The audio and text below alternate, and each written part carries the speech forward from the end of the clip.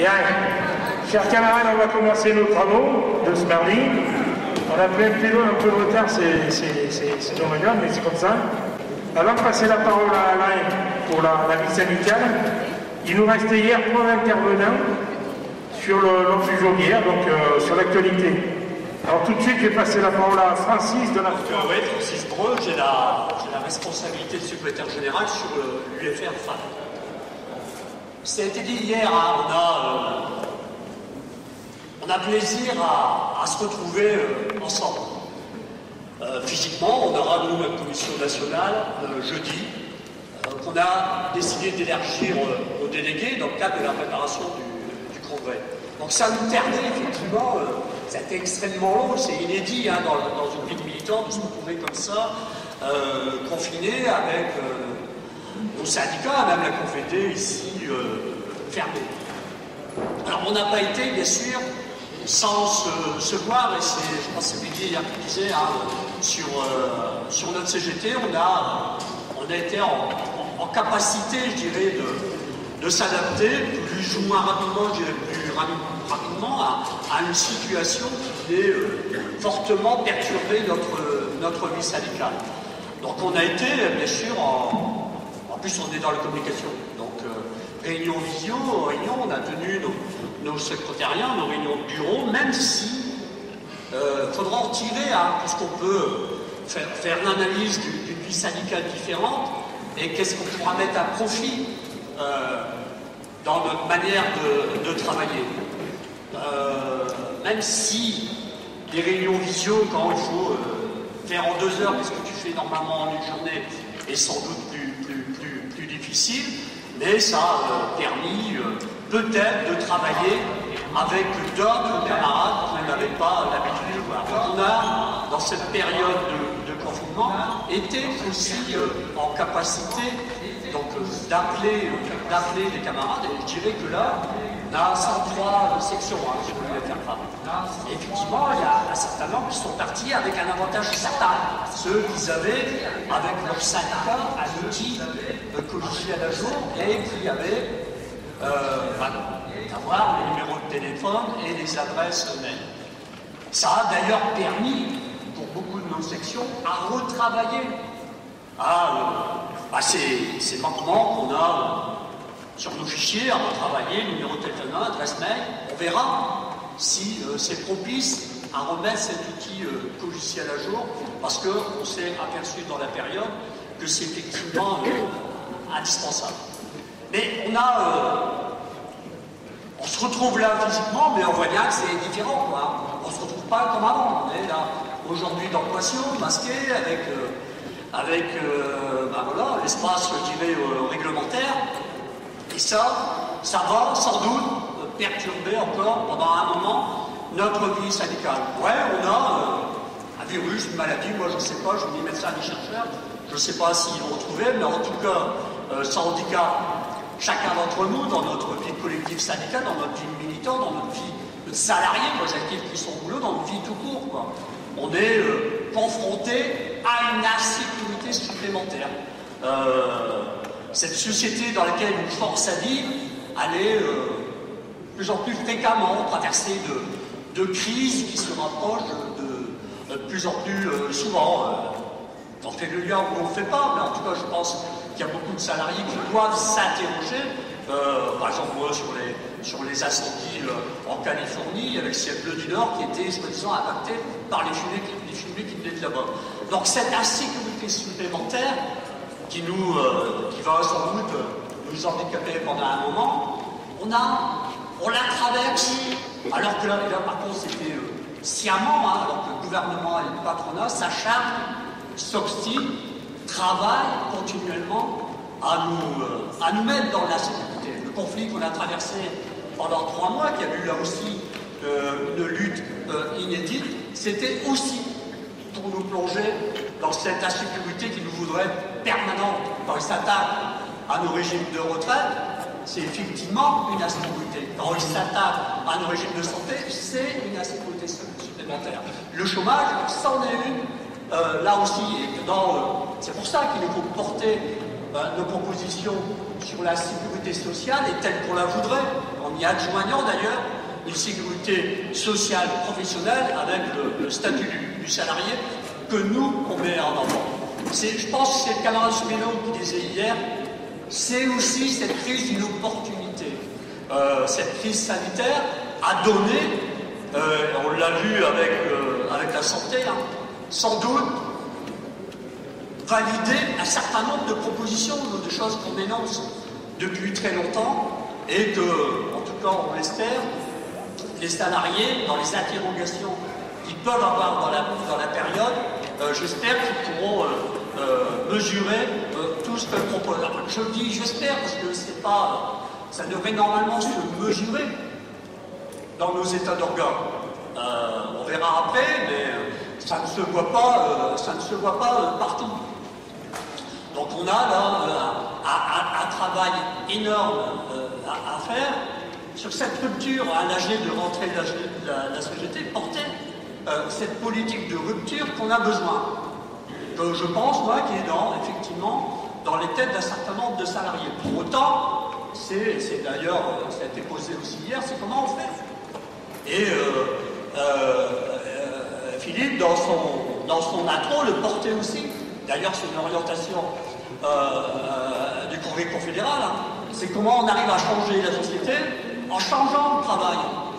C'est-à-dire qu'aujourd'hui, peut-être plus que jamais, on a besoin d'être en entreprise, on va comment on travaille, pour quelle finalité, pour quelle utilité, comment on s'organise. Je vous prendrai pour exemple que le télétravail, hein, moi je suis ancien salarié d'Orange, et aujourd'hui une très grande majorité de salariés d'Orange ont une nouvelle organisation de travail qu'on appelle le télétravail. Et j'avais d'ailleurs la discussion avec un camarade retraité dont sa femme est encore active, cadre à la sécurité sociale. Il me disait qu'il avait hâte, je dirais que ça entre guillemets, que sa femme reprenne un rythme de travail normal, tellement ça avait, je dirais, pris de l'emprise sur leur vie familiale, etc. Parce qu'effectivement, le télétravail tel que le patronat le conçoit, c'est aussi pour avoir plus de productivité. Donc c'est comment on est en capacité de mesurer cette opportunité qui est devant nous et essayer, avec nos propositions, de le porter. Et c'est pas si facile parce que aujourd'hui, porter sur les services publics, sur la sécurité sociale, sur la politique industrielle qu'on devrait avoir, enfin tout ce qu'on porte actuellement, n'est peut-être pas si évident qu'on va aller se confronter, on doit se confronter avec les retraités et les salariés actifs, parce que tout simplement ils vont être confrontés aussi à une réalité avec les retraités qu'on va retraiter. Pour beaucoup d'entre eux, dans leur entourage, auront des amis, des connaissances de la famille qui auront soit perdu leur boulot, soit pour des jeunes qui auront encore plus de difficultés à trouver un emploi. Confrontés effectivement à des salariés, à des fins de mois de plus en plus difficiles. On sait qu'on a dans notre pays une précarité qui est installée, je dirais, du 1er décembre au 31 janvier, où tous les mois, c'est la galère, la multiplicité des statuts qui fait qu'aujourd'hui, la norme devrait être le statut de entrepreneur, le CDI, l'intérim, etc. Donc c'est comment, à partir des préoccupations immédiates de nos camarades retraités. Tu peux couper un peu s'il te plaît, parce que il y a encore 2 rapports pour hier et tout ce matin. Donc l'idée effectivement c'est comment on mesure cette opportunité qu'on a peut-être devant nous et à partir donc de nos propositions, comment on peut les confronter à une réalité que traversent les salariés. C'est pour ça que je partage, moi, au CR, on a intérêt à avoir une campagne revendicative, que ce soit bien sûr sur le pouvoir d'achat, sur la 5e branche, qu'on était, le 17 septembre, bien sûr, on a mesuré avant, dans la construction, que ça serait difficile, mais aujourd'hui, on a donné une lisibilité de la CGT aux salariés, qui effectivement, on ne laissera pas faire payer une crise aux salariés. Donc c'est pour ça, j'espère qu'on sortira du comité général aussi, avec une campagne qu'on puisse reprendre pour aller discuter avec le gouvernement je dirais dans les contacts, je dis rapidement, mon camarade, pour finir, dans les contacts qu'on a eus avec l'ORSEF, on aurait pu dire un confinement compliqué sur l'UFRFA, on finit 2019 en progression. On aurait pu attaquer une période comme ça, on est à 2018. Pourquoi? Parce qu'on a eu ces contacts avec nos camarades retraités qui nous ont permis, on a Cogetis qui est fermé, je le dis parce qu'on va aborder ce point-là, Cogetis fermé pendant des semaines, on a la chance de travailler sur des points d'orgueil, de savoir exactement combien on est. Ça a permis effectivement de travailler ensemble et d'avoir une UFR qui, je le dis, pourra fêter son renforcement en 2019. Et on verra pour 2020, l'objectif qu'on se donne pour arriver au congrès de Saint-Malo, c'est d'être de date à date au moins. Les camarades, je vais être assez court. J'ai promis de tenir mon engagement. Moi, je partirais quand même de l'intervention de Bernard Dibou hier, qui nous évoque la situation un petit peu de notre organe. Voilà un peu la difficulté qu'on a rencontrée. Alors oui, je me présente, Thierry Dillier, donc secrétaire de l'UFR Transport, et en même temps agent RATP, pour ceux qui découvrent, et en même temps à l'UIT, l'Union interfédérale des transports. Et je pense quand même, moi je partage l'intervention de Bernard, parce que sur la situation de notre organe, voilà. Effectivement, aujourd'hui, on est confronté, l'UFR Transport est confronté aussi en même temps avec la crise de Covid, mais pas que. Il y a vraiment une crise sociale aujourd'hui, et je rappelle que dans le transport, vous êtes confronté quand même à une situation très compliquée dans les réseaux, voilà, avec des mesures des entreprises qui, sous couvert du Covid, il y a des plans, pas des licenciements, mais il y a des restructurations en termes d'offres de transport, voilà, avec des conséquences pour les salariés.